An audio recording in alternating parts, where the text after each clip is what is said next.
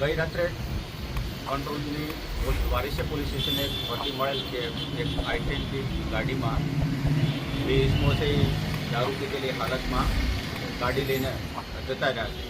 જેથી કંટ્રોલની વર્દી અત્યારે વારિસિયા DPR છે સ્થળ ઉપર પહોંચે તો ત્યાં વારિસિયા સર્વાનંદ હોલ છે ત્યાં બંને ઇસમોને ગાડી સાથે પબ્લિકે પકડી રાખેલ હતા.